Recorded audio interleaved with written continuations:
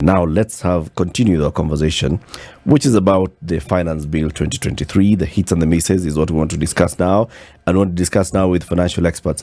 Abraham Rugo is a country manager at the International Budget Partnerships Kenya, and Christopher Kirathe is a tax and law partner at EY.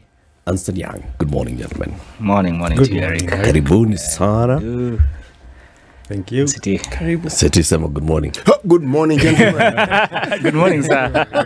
Are you awake? I had traveled briefly, but I am now back. It was evident. Yes. Now you're in the room. I'm now with you. Fully. Give us the day's proverb. Right, our proverbs for the whole of this week are from the country of Somali. Yeah, oh, nice. A cat in her house has the teeth of a lion. A cat in her house has the teeth of a lion. Abraham, your interpretation of this? When I'm in my hood, I'm the king. I know my corners. I know what I can do to you. You can scare me out there, but kuja kwangu. Utaona. Usikuja kwetu. It's space.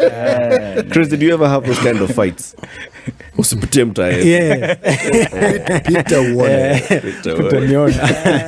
Utaniona. Utanijua. Yeah. What's your interpretation of it, Christopher? Yeah, I think a lion, conjures, power. So out there, you like he said, you can be small, but in here you're VIP. Have you ever heard that? In here I'm the king. Yeah, the king. Yeah. The big boss. Yeah. I mean, think about it. In a male-centric country like ours, any man you see, you may think whatever you like of that person, but when that person gets to their house, they're a different person. Yeah, They're their king. Yeah. Yes. Within that homestead, whatever else you think is out there, everyone in that homestead knows. Sometimes it's in theory. If you've been married long enough, you will know it's pure theory. But you're still king. You're still king in theory. You're king in as much as you've been allowed to be king. How much of it is delegated to you? All of it is delegated. Okay. Gentlemen, even in the previous hour, we were talking about the finance bill with Bill Okoh. And this thing has come out. It's basically saying how the government is expecting to raise the amount of money that it wants to raise, 2.9 trillion shillings in revenue in the next financial year. Before we even get there, I want to read, the cabinet met on the 27th of April, okay? And they had a conversation, and they looked at the performance of the economy, and they said, in fact, the way we are doing so well. Let me start with what they talked about in terms of raising money. Wapi kitu bwana imepotea. It's gone to the wrong one. Dispatch on the 20. There we go. Okay. Now, revenue. In the last financial year, what was the revenue projection, Chris? 2.5 trillion shillings. 2.5 trillion. That was how much they expected to raise. Yes. Okay, by the 30th of March, they had raised 1.3. 1.36. So in 3 months' time, they want to raise how much? 1 point something actually. 1.2 or something.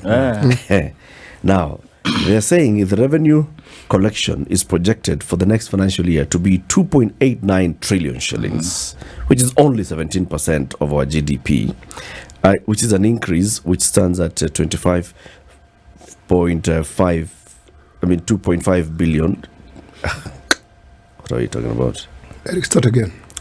Revenue collection is projected at 2.89 trillion shillings.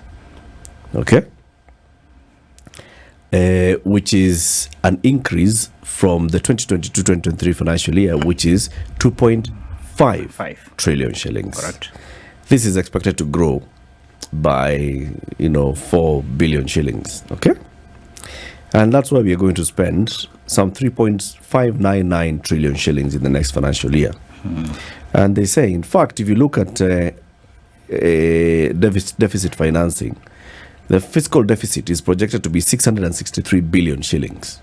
And if you do, that small math of 3.6 minus, just 666 billion shillings, which is a reduction of by more than 450 billion shillings, because they are looking at how much the deficit for this financial year has been, 1.12 trillion. See, I thought the deficit was the 600 billion. No, it was revised upwards to 1.12. Because of why? I'm just looking at, as I listen to you, I was actually looking at the math about deficit. Let me start with the deficit. Yes. The deficit is a difference between how much we anticipate to spend and how much we have. Anticipate to raise in revenue. To raise in revenue and how much we plan to spend. Yes. When you look at all the years, and it's an interesting figure, in every year we have revised the deficit upwards. In other words, what it means in between the budgets within the year. Yes. So we start with a certain deficit. Let me give you an example. In 2019-2020, we started with 673. We revised it upwards to 953. We raised it basically we changed the deficit by 41%. 2020-21, we changed the deficit upwards by 9%. In 2021-2022, we moved the deficit upwards by 4%. What has been happening is that even when we do not raise the revenue, it basically means that you plan to spend 120 shillings, you expected to make 100 bob, so there was going to be a deficit of 20 shillings, but then you realize that you are going to make only 90 shillings. Instead of reducing your spending to 110, you actually either sustain it there or raise it higher. Literally, that's what it means. And the numbers actually show 2014-2015 was the highest, where the deficit moved up by 76% within. What's the logic behind this? Basically, what it's saying is that even when your revenue, and by the way, I think it is important for us to appreciate that every year we still raise more revenue than we raised the previous year. Yes. Our revenue has been growing year on year. It's been growing. It's only that it's been growing slower than our spending. And of course, slower than even our borrowing and our repayment. But the logic is that even when you do not have enough money in terms of revenue that you are collecting, your income is still low, your expenditure is still continuing to grow. Yeah. Okay. And not necessarily rationalizing your expenditure with the revenue. With the revenue. Okay. Yeah. I asked Bilokero this question in the previous hour, and I'm asking it now. Again, explain this logic to me. Why would a government that is full of so many financial and economic experts insist on spending money they don't have? Because, as somebody once mentioned to me, kila project iko na mwenyewe. So no project can be removed. Let me give you an example. Last year, the Budget and Appropriations Committee tabled a report that said we can only allow a deficit of up to 400 billion. I don't know whether you remember that story. As soon as that report hit the table, it seems to have gone there without Kanini Kega's full knowledge. He was out there campaigning. It was recalled. And the deficit was returned back to the 862 billion. And that tells you, and when you look at all these deficits, is that you notice that actually there are projects that are planned that, so the politics of it, and that's why I insist that this is a governance problem. It's not necessarily a technical problem as it were. It's not a numbers problem. It's not a numbers problem of balancing this number versus this number. It is that we've allowed the politics and the interests that organize our public finance, to drive technical decisions, because the logic of it should be, for instance, like what we are talking about right now, that you wouldn't be, and we'll come to the finance bill, you wouldn't be raising how much you're spending. The 300 billion, for instance, that was promised to be cut, only 10 billion when we did our math, it was between 10 and 13 billion. And if you throw in inflation, no, it's true. We did the analysis. We were very keen to do the analysis when we looked at the supplementary budget, and it was just about 10 to 13 billion that was cut. Forget about the percentages, because the percentages sometimes can tell you all manner of things, but in a situation like what we are in right now, it simply tells you that you should be working on the expenditure side to rationalize the expenditure, to reduce the spending of government, and not necessarily just scampering everywhere to try and collect all the cash. Now, there's some economic thought that if indeed you borrow money and it is used for the project it was intended, correct, there should be a change somewhere in the economy. We need to see, like if you say 400 billion, if it enters the economy, we should see something changing. Now, I don't see anything changing, except the only change I see is things get worse. And I don't think that there's any logic that would actually concur with the idea that you spend more money, or you seem to spend more money, and things necessarily get worse.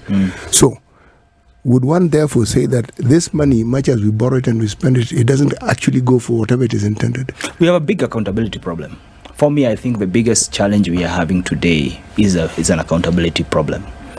The former president said, in one of the good days when he told us the truth about what's happening in government, that we lose about 2 billion shillings a day. Do you know that maths was done by even the Ethics and Anti-Corruption, and they worked with the reports of the Auditor General? They came with 2.7 billion. So let's do the math together. If you lose 2 shillings every day, I want to make it very simple. Thank you. By 365, you basically lose 730 shillings. Yep. If you just do times 2. In 10 years, you lose 7,300 shillings. Now, do that in trillion, because it's in billions. So basically, what we are saying is that, now, if you lose 730 shillings, our deficit per year on average is about 700 billion. Yeah. If you look at all the years that we are talking about. So it simply means the amount of money we lose is equivalent to the amount of money we borrow. Yeah. So do we borrow to steal? And the reason why I'm saying it's an accountability problem, it means that if you sealed the loopholes, if you took good, prudent use of money, as the Constitution even requires in Article 201, you actually have dealt with a big part of the kind of financial mess that we find ourselves in today. Because once you have borrowed, you have to pay back. And you saw the crisis we found ourselves in the last quarter. After we paid SGR, and then we paid the domestic, creditors. Basically, we found ourselves in a position where you're not even able to transfer any money to counties. We are not able to pay salaries for government. And even as we talk right now, there's a cash crunch. And that's why the finance bill seems to be suggesting it's PESAPAP. We want payments within 24 hours so that government has liquidity. We want you to, as Bill was explaining earlier, we want you to actually deposit 20% of the disputes the two of us have on tax. And you don't know how soon it will be returned to you. If you win the case. So for me, bottom line, if we don't fix the accountability issues, this money is not all the money is being spent properly. And that is why, as we talk right now, you walk into any public health facility, there's a struggle of drugs. To find drugs. It's a struggle for everything. It's a struggle of everything, yes. Literally. And when you ask about this 7 trillion that we have put into the economy, 7 trillion is a lot of money. Our economy is just about 11 trillion. So basically it's saying you're pumping like almost 70% of your total net worth. You should see a lot of changes in that. And the fact that you're not seeing those changes in totality, therefore it means that 1, we have spent more than we need to spend, and 2, that there is an accountability challenge, which unless you fix it, as it were, you are collecting more so that then you enrich more. What? Getting into the greater detail of this, Chris, when you look at the finance bill and what it's proposing, of course, this is the one that's setting that target of 2.9 trillion shillings to the KRA. And they are coming for us in more ways than one. are there areas of this finance bill where you say, okay, this one makes sense? It makes sense for the government to actually take this particular route so that it can raise more revenue. Let's start with just the good side. Maybe there are good things. So look, of course, any effort to tighten tax collection, avoid tax leakage, I think is a positive one, or should be taken positively, within reason. I say within reason because asking for tax to be paid daily is literally telling businesses that you exist, to pay tax. You have to have extra costs dedicated specifically just to pay tax, because every day you're doing you're conducting business, so you'll be paying someone, literally every day. So you have to be paying tax every day, and the assumption is this is on an online platform. Yeah. That we know that is not practical in Kenya. So what does that mean? Extra costs. So in as much as you want to, you can see an effort to curb tax leakage. How has it been done? They're making it costly. There was a reason why, the law allowed you collect the taxes, but you pay it once. Yeah. By either the 9th of the following month or 20th of the following month. How do you require people to pay tax 24 hours? Press up. That's unreasonable, isn't it?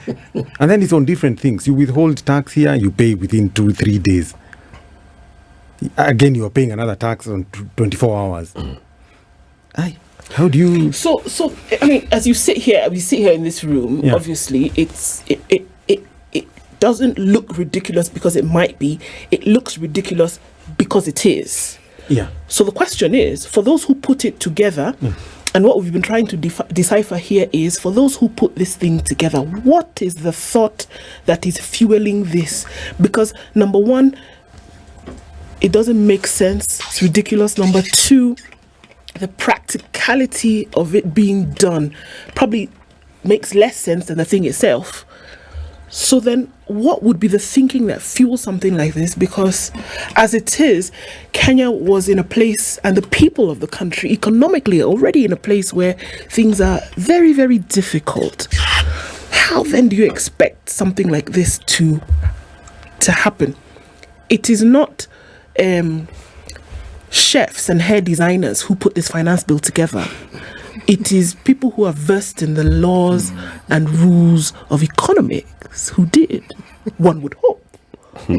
So how would you come up with something like this? No, there's a lot about on beauty products. There is, apparently. Nails, that's 5%.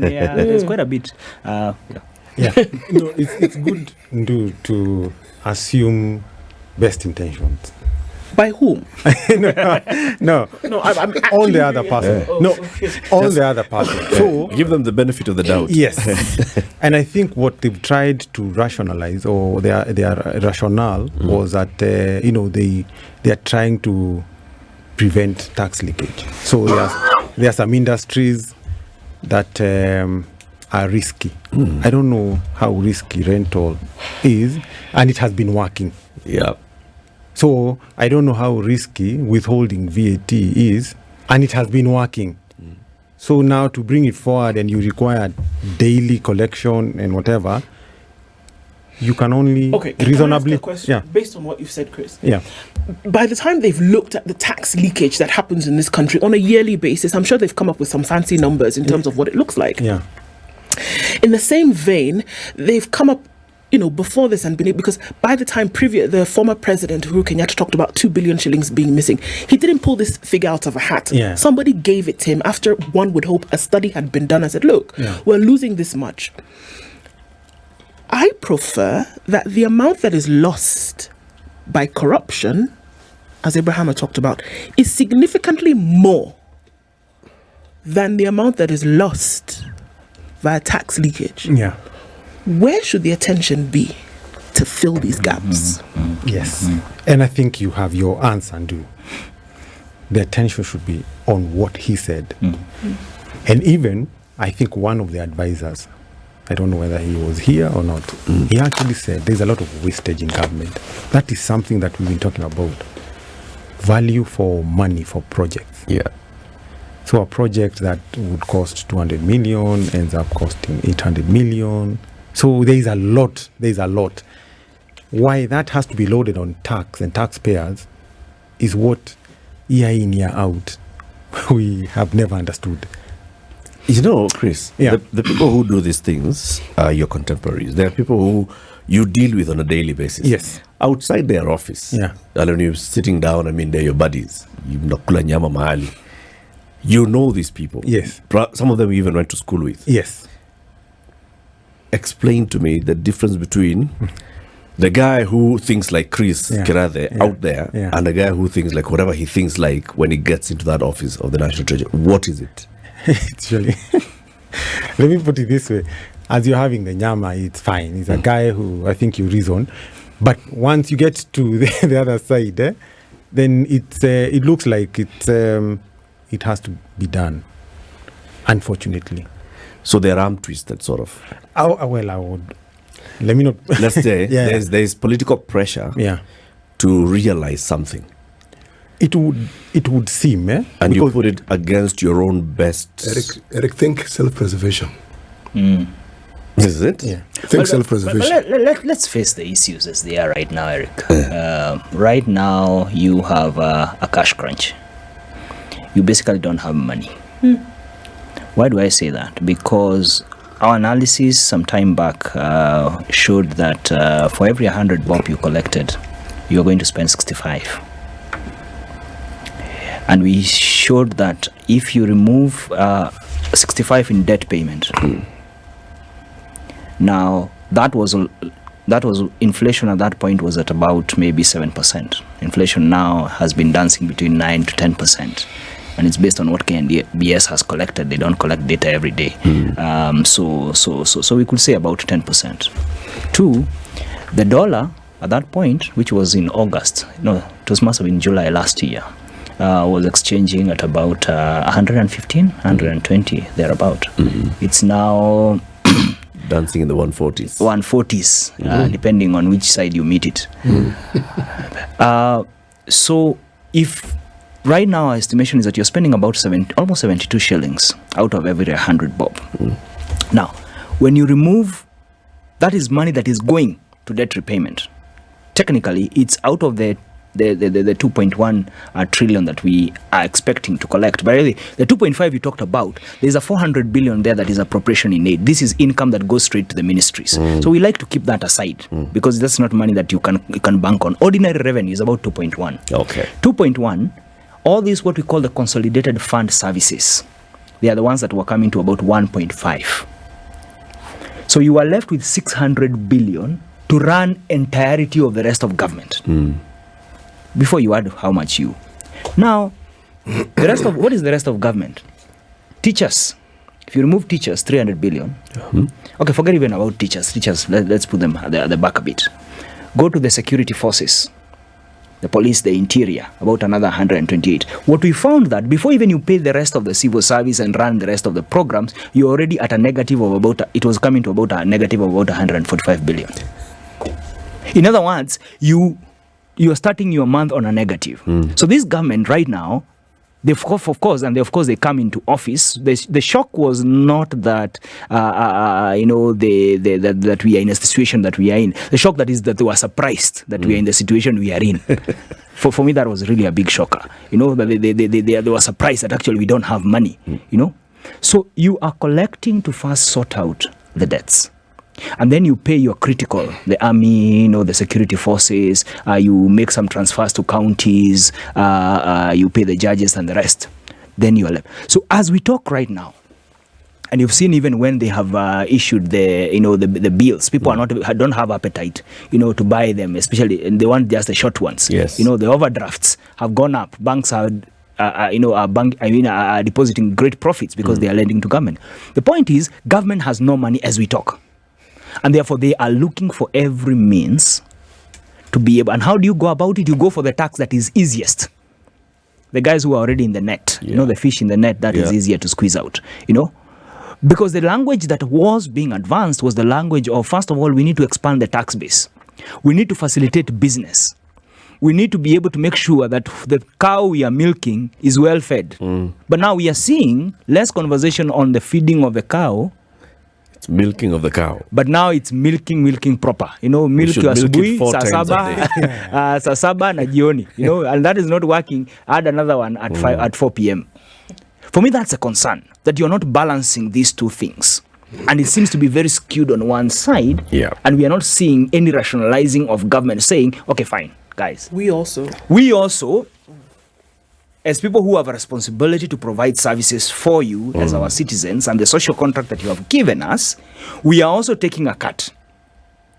We are also going to delay certain things. We are also going to reduce our expenditure. That side expenditure seems, and that's why you're saying in the cabinet, the discussion seems to suggest everything is okay. It's not very good. Mambo iko sawa kabisa, But the truth of the matter is everybody is straining. And for me, I struggle with that duality of you're a decision maker on one hand. On the other hand, you can see the cost. And what it means. And what it means on a day-to-day life of every Kenyan. For me, that's good. Let's take a break. It's 24 minutes to 9. This is Kenya's biggest conversation. Kirathe is a tax and law partner at Ernst & Young, and Abraham Rugo is a country manager, International Budget Partners. We are talking about Finance Bill 2023 and what it means. Goodness. The hits and the misses. Okay, so we look for the hits somewhere. The tax poem, this very famous one, by an unknown author. Tax his land, tax his wage, tax his bed in which he lays, tax his tractor, tax his mule. Teach him taxes is the rule. Tax his cow, tax his goat, tax his pants, tax his coat, tax his ties, tax his shirts, tax his work, tax his dirt. Tax his chew, tax his smoke. Teach him taxes are no joke. Tax his car, tax his grass, tax the roads he must pass. Tax his food, tax his drink. Tax him if he tries to think. Tax his sodas, tax his beers. If he cries, tax his tears. Tax his bills, tax his gas. Tax his notes, tax his cash. Tax him good and let him know that after taxes he has no dough. If he hollers, tax him more, tax him more, tax him until he's good and sore. Tax his coffin, tax his grave, tax the sod in which he lays. Put these words upon his tomb. Taxes drove me to my doom. And when he's gone, we won't relax. We'll still be after the inheritance tax. Everything is going. That's what we're discussing today. The finance bill is out and it's showing how much you're going to be taxed in the next financial year. Abraham Rugo and Kirathe are our guests this morning. City. The thing about taxes, much as it's useful and we understand what they're intended for, there are those who study history and they tell us that some of the greatest empires we know of, their rise and fall was attributed to tax collections. You're talking about the Roman Empire, the Aztec Empire, taxes. Now, in recent history, meaning something like around 300 years ago, the empires, modern empires that we know of, America, that revolution, it was tax-based. France, tax. So, at some level, the Munene, as we call them in this country, understands what's fair and what isn't. Now, the discussion we're having today points clearly to an unfairness. You are being taxed and you do not see where your money goes. And you don't seem to be allowed to even ask where that money goes. All you seem to be told is that when taxes are levied on you, you must pay. Okay? Now, if this continues, because what the government in my mind seems to be doing, they are encouraging people not to pay tax, because it'll get to a point people just decide they're not going to pay. They'd rather not pay and face the wrath of whatever will come along than to pay, because they will look into the resources and the recesses and they'll find they have nothing to pay. They can't pay. So what's the alternative? Shut down or avoid paying the government. They'll avoid paying the government taxes. Those who study economics tell us that one of the simplest ways, when you look at what this government said when they were coming in, that is what you need. You grow the economy, there's a lot more to tax. It's simple. It's not even complicated. And it's distributed. Yes. You know, the burden is distributed. Completely. An interesting example, Yes. and Kirathe might have more details on this, is when tax was increased on data and calling. KRA, actually, the tax collection went down by about 8 billion. 8 billion. Yes. So in other words, increasing the rate does not necessarily net you more. Because one, as an employer, as a business person, I have to weigh out. And when you look at even what has been going around, it's people are going to pay tax between 46 and 46%. Yeah. When you look at, Yes. and we need to see these taxes in their totality. We need to see the increased NSSF at 6%. We need to look at NHIF. Then we need to look at the national housing and Call it national housing and National Housing that- Fund. Yes, Yes. National Housing Fund. Yeah. Those three, and then now you need to look at these up to 35%. But then you also need to include the taxes, the direct taxes that are levied on everyone earning 100 and earning 100,000. VAT 16%.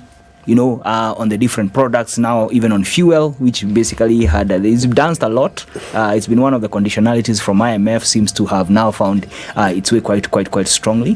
When you add all those taxes, then it seems that the money that you are left with is literally very, very small. In terms of you, and remember that because of the kind of society we live in, we also have a social tax. You have a brother who needs medical care, you have all these, you have school fees, Funerals. you have funerals, you have all these other, taxes. We cannot call them taxes because they are not necessarily by law, but by the way we organize ourselves, they become a critical part of our society. But add to that the fact that you are not necessarily assured that you will get the services for which, you see, the argument often made is that, there are countries where people pay taxes up to 50%. But I have lived in one of them, Germany, where people pay quite significant amount of tax. But there's no day I opened my tap and there was no water. There's no day you go to the police service and you don't get the service you're looking for. Or you go to the health facility and you don't get drugs. Or you go to the supermarket and find food all of a sudden at night. Your lights go off. Or your lights go off. You're not too sure of. You have the services here. You have public services which you're paying tax for, but you still have to provide for them privately. So for me, that's a balance that really has to be struck. Oftentimes we go by example, isn't it? And we say, okay, you know what? Here is an example. Even in teaching, even in rote, you give an example and you say, here is the example, follow this example, you get your answer, you can go. So I'm curious, are there examples on the globe of countries where this now is, or something like it has been suggested and it has worked and has worked well, that we can say, after all, country Zarkovia did exactly this that we are saying and it has worked, and today the economy is flourishing and everybody's happy? Good question. So I wanted to add on to what he said. We, of course, are living in information age. So we know what's happening across the world. So trying to justify an increase because another country does the same without giving a commensurate the other side of, taxes are paid high, or there are high taxes. But then, there's all these public goods that are provided. But I wanted to say, in the dichotomy of taxes, we have taxes on income, or what we call taxes on gains. Those gains could be from business, could be from rights, could be from employment, and then we have taxes on goods and services. So what you would call VAT, excise. I'll come to your question. So what has happened with these proposed changes? It's a shift, an upward shift, which means it's a general increase from where we have been. So I'll tell you, for a business person, if you did your business through a company, you would pay 30%, on the profits. Then you would take a dividend, you would pay an additional 5%. Effectively, you paid 35%. You would call that a high net worth. So what has happened now, with the proposed change of dividend tax from 5 to 15, is effectively your effective tax just 45. increases, yes, to about 40.5. That's on the income tax. Now, on the other hand, we have full VAT on fuel. You know what that will do to the economy. Everything is just dependent on fuel. So mafuta goes up, Yes. basically. Yeah. So that's a business person. Yeah. Even when you talk of the low, small, middle income, turnover tax has been increased from 1% to 3%. So who you would call your hustlers, they also have been. And it has been Affected. brought down to 500,000. Yes, and now the catchment has increased, because previously, So they think. yeah, previously the catchment was anyone whose annual turnover is 1 million to 50 million, they would pay 1%. Now, anyone whose turnover is 500,000 to 15 million will pay 3%. Everyone else has gone on to the 30%. That's for business. And then there's another thing. You cannot take a business deduction if you do not have an e-Teams generated invoice. What that will do to this economy, we just have not felt it. Ebu, just break it down. Because now there's this e-Teams thing that they brought. Yes. They made every company buy this thing from as low as 40,000 shillings to as high as whatever it was going for. And then thereafter they said, we have a free one that you can do online. Anyway, let's explain to us how this e-Teams is going to work. So e-Teams was largely a VAT driven. It was to, that there has been a lot of leakage around VAT. And fraud, to be honest. Fraud and claims. Yes. So anyone who is registered for VAT was required then to purchase a new... To get the e-Teams and then start issuing invoices. Yes. Now, what this change says is, as a business, other than for VAT, for income tax purposes, you would not be allowed to take a deduction, a bona fide business deduction, if the other person hasn't given you a... Now remember, there are people who do not require to issue e-Teams. One, because they either provide exempt services, so they are not registered for VAT. You have the low, the hustlers, or, let me use the word hustlers. But the people who haven't reached VAT threshold, so they don't. So does that mean you won't be doing business with them? What are we doing to the economy? Because you have either of three options. You're basically, let's even take a practical one. The president is going around the country launching affordable housing programs and saying milango na dirisha na nini zitatoka kwa hawa hustler fundi. Right? So these wasanii are in that threshold that is below the VAT. They're not registered for VAT. Basically what you're telling Suleiman Shabal, who's doing one project, is that he cannot contract these people. He can't. It is either of three options. They don't have an e-Teams. Either of three, yes. Either they are forced to register so that then they can do business. They don't register, you take your business elsewhere. Or you just don't incur the cost.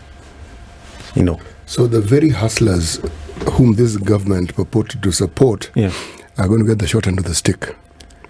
Are locked out. There's even no stick. There's no stick. There's no stick. That's what we're saying. So that change, I don't think people have internalized it, but it's far-reaching. I'm still curious as to where in the world something like this has happened and it has worked. It does work with, the neighboring countries have.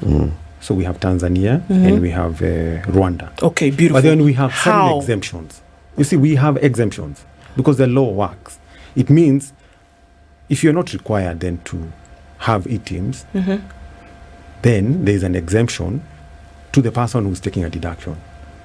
Tanzania just doesn't allow, and I think that's the route we are taking, doesn't allow those costs. So legitimate business costs are disallowed. Yes, just because the other person has not issued you either E-teams. an e-teams invoice. I don't know if we imagine how much that is going to affect. No, I'm sorry. I need you to go back. Yes. So that I can understand. Tanzania doesn't do what now? It doesn't allow businesses to take deductions for costs that are not e-teams generated. The same for Rwanda, but Rwanda Maybe has... explain what deduction is. Yeah. Business to take deduction. Yes. So what I said is, remember in dichotomy of taxes, there is tax on income. It's not the revenue you make, it's the profits. Yeah. Which means it's your revenue, then you're allowed to take business deductions for the expenses that are for that business. Yes. So now you won't be allowed. And those could form a good So essentially, majority. Yes. they'll be looking at your turnover. You you have means- to prove these deductions. Yes. By saying, With so an for e-teams. example, Yeah. for us to make money in our biashara, Yeah. we paid Abraham for the services XYZ. So he has to provide us then- So I have to provide you.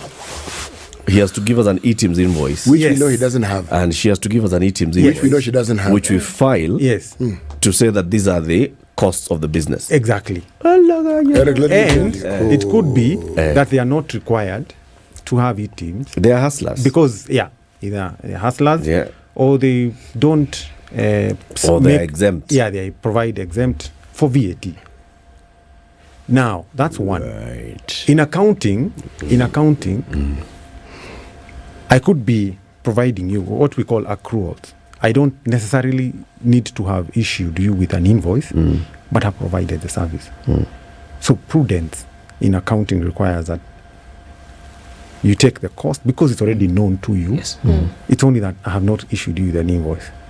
It would mean then we are departing from, accounting. So you would have to take a cost only at the time when you get the invoice. Some that.